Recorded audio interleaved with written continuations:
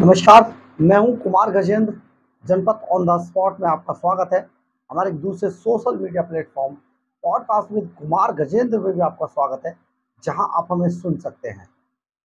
आपने कभी सोचा है कि ओल्ड राजेंद्र नगर में हादसा हो जाता है, हादसे के जिम्मेदार राउज जो आईएएस संस्थान है वो होगा, या फिर एमसीडी होगी जिसने वो बेसमेंट बनने दिया, या फिर फायर डिपार्टमेंट होगा जिसने फायर एनओसी के नाम पर गड़बड़झाला किया, या फिर दूसरी एजेंसियां होंगी, विधायक होगा, दिल्ली सरकार होगी, ये सारी चीजें होंगी। लेकिन और जांच करने वाली दिल्ली पुलिस। लेकिन अचानक एक नाम इस हादसे में 2 दिन बाद निकलकर सामने आता है, और ये नाम इतना ज्यादा चर्चा में आ जाता है कि आप अंदाजा नहीं लगा सकते। हर सोशल मीडिया पे नाम तेजी से फैलता है, और फैलने के बाद सारे चैनल और सारे अखबार इस नाम को उठाने की, पिक करने की कोशिश करते हैं। आखिर ये क्या था? ये नाम था दिव्य कीर्ति का। जी हाँ, दृष्टि आईएएस एकेडमी चलाने वाले दिव्य कीर्ति का ये नाम था। दरअसल दिव्य कीर्ति के पास करोड़ों की संपत्ति है, और वो एक बड़ा, उनका भी जो इंस्टीट्यूट है, एक बड़ा इंस्टीट्यूट चलाते हैं वो। अचानक उनको इसलिए घसीटा गया कि इस मामले में दिल्ली सरकार, एमसीडी बुरी तरीके से गिर चुके थे, और इस मामले को डाइवर्ट किया जाना। तो डाइवर्ट कैसे किया जाए? तो एक आम आदमी पार्टी के जो थिंक टैंक है, उन्होंने एक नया आइडिया निकाला, और इस पूरे मामले को डाइवर्ट करने के लिए दिव्य कीर्ति को ले आए, और दिव्य कीर्ति के ऊपर जमकर कीचड़ उछालना शुरू कर दिया। दिव्य कीर्ति के जो सोशल मीडिया पर करोड़ों फॉलोवर्स हैं, और ये फॉलोअर्स जो है वो लगातार उनके बीच में रहते हैं, वीडियो डालते हैं और सारी चीजें करते हैं। एक बड़े इन्फ्लुएंसर हैं।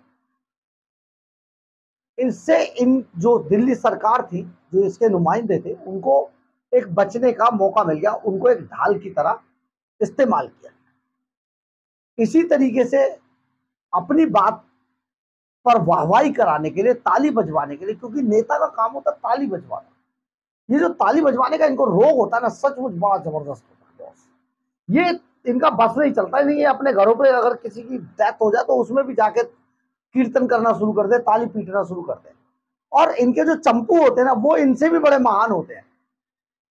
तो ये कैसे इस पूरे मामले को क्या किया जाए, कुछ समझ नहीं आ रहा था। तो जेएनयू में ढपली छाप छात्रों को लाया गया, वहां पर एक नया आंदोलन खड़ा करवाया गया। तो ये सारा काम जो आम आदमी पार्टी कर रही थी, इसमें आतिशी मार्लेनो के फर्जी जो स्टूडेंट थे वो बुलाए गए। उन्होंने तरह तरह के इंस्टीट्यूशंस को बदनाम करने की और हर तरीके की बात की, तालियां बजाई, वाह वाह किया। ये सारी चीजें जिस तरीके से हुई, सचमुच आप सोचिए कि ये पूरा जो कवायद थी, ये पूरी कवायद इस मामले को डाइवर्ट करने। फिर दिल्ली पुलिस से एक एसयूवी ड्राइवर को पकड़वाया गया। ये एसयूवी ड्राइवर जो था, इसकी जब अरेस्टिंग हुई, मनोज कथुरिया की, इस पर डालने की कोशिश की गई। इसके वीडियो को वायरल किया गया गाड़ी के, कि भैया ये देखिए इसकी वजह से ऐसा हुआ। मतलब जो सही दिशा में जा रहा था, लोग जिस दिशा में सोच रहे थे, केजरीवाल सरकार को नुकसान ना हो, एमसीडी में भी वो बवाल मचना था, दिल्ली सरकार की फायर डिपार्टमेंट है, तो इस बवाल से बचने के लिए इस मामले को कई जगह पर डाइवर्ट करने की कोशिश आम आदमी पार्टी लगातार करती है।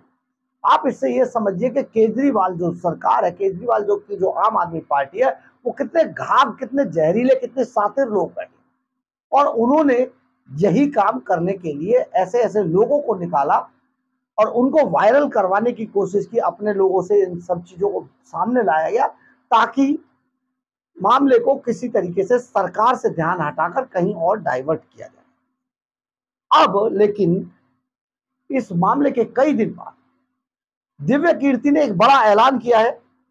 उन्होंने केवल ये 3 जो छात्र थे, जिनका नाम था श्रेय यादव, नेविन डाल्विन, तान्या सोनी, इसके अलावा नीलेश राय।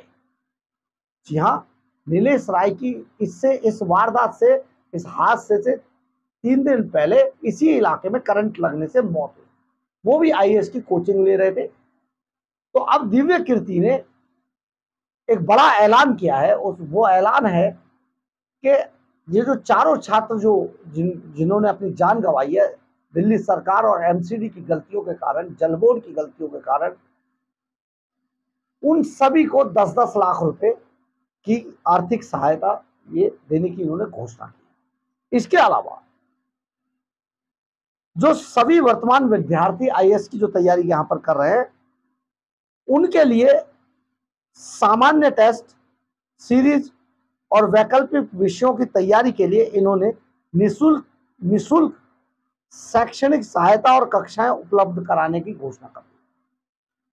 जो विद्यार्थी इस सुविधा का लाभ लेना चाहें वो इस सोमवार 5 अगस्त 2024 से हमारे इनके जो कार्यालय है करोल बाग स्थित, वहां मौजूदा जो उनका एक हेल्प डेस्क है उस पर संपर्क कर सकते हैं जाकर। दिव्य कीर्ति ने इस पूरे मामले पर माफी भी मांगी थी, हम आपको बता दें, क्योंकि उन्होंने अपनी बात कई दिन बाद रखी थी, तो उन्हें शायद ये गिल्ट हो रहा था कि मुझे पहले ये बात अपनी कहनी चाहिए थी, तो इसके लिए उन्होंने माफी भी मांगी थी। लेकिन दिव्य कीर्ति को खूब बदनाम करने की कोशिश की गई, खान सर उसको भी बदनाम करने की कोशिश की गई, क्योंकि इस पूरे मामले को सरकार डाइवर्ट करना चाहती थी। और जो नेता होता है वो अपने फायदे के लिए किसी की भी बलि चढ़ा सकता है। बहुत बड़ी बात है, बच के रहिएगा, खास तौर पे ऐसे नेताओं से जिनमें जहर भरा हो। बहरहाल, अगर आपको हमारी खबर अच्छी लगे तो आप इसे लाइक, सब्सक्राइब और शेयर जरूर कीजिएगा। कमेंट्स बॉक्स में अपनी राय जरूर लिखिएगा। अगर आप हमारे चैनल पर नए हैं तो आप हमारे चैनल को ज्वाइन करना ना भूलें।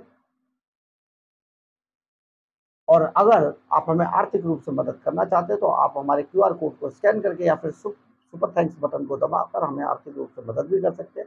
एक बात और, अगर आपकी हमारे बारे में, हमारे चैनल के बारे में या हमारी खबरों के बारे में किसी तरीके की कोई राय है तो प्लीज़ अपनी राय कमेंट्स बॉक्स में जरूर लिखिएगा। कई बार हम आपकी राय से अपनी राय बनाते, कई बार आपकी राय को हम अपनी खबरों में आपके नाम के साथ शामिल करते हैं। जय हिंद, जय भारत।